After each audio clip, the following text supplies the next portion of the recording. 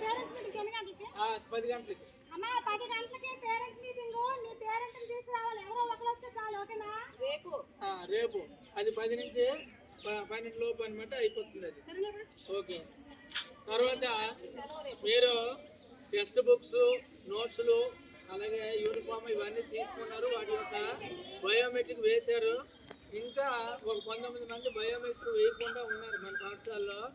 వాళ్ళు ఏం చేయాలంటే ఈరోజు ఫస్ట్ పీరియడ్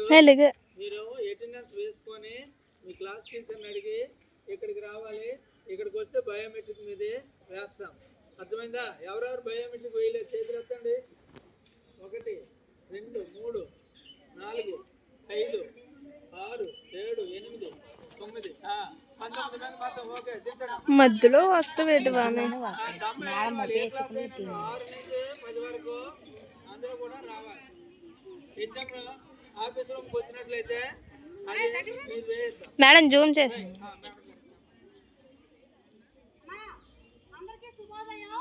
శుభోదయం మేడం ఈరోజు మనకు ఒక స్పెషల్ ఉంది ఈరోజు ఒక ప్రత్యేకత ఉంది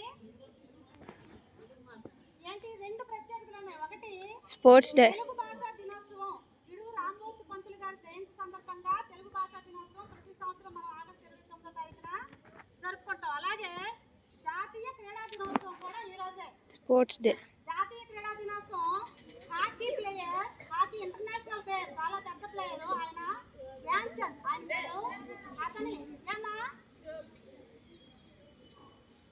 ఎవరికైనా కలిపి తెచ్చండి హాకీ ప్లేయర్ ధ్యాన్ చంద్ గారి జయంతి సందర్భంగా పుట్టినరోజు సందర్భంగా ఆగస్టు 29వ తారీఖున ఈ రోజున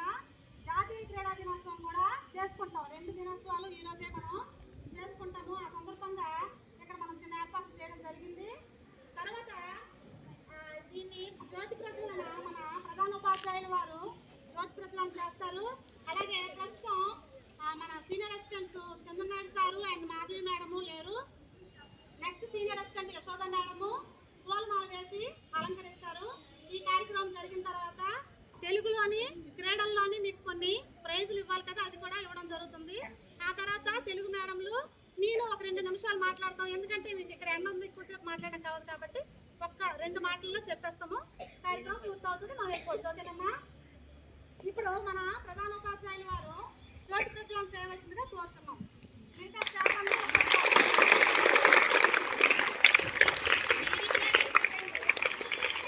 చెల్లి నువ్వు ఫిక్స్ వీడియో ఆపు దీంట్లో కూడా ఫోటోలు తీయడం బాగుంటుంది చెల్లి పిక్స్ తీ చెల్లి కిందకి వెళ్ళి వీడియో ఆపి కిందకి వెళ్ళి పిక్స్ తీయ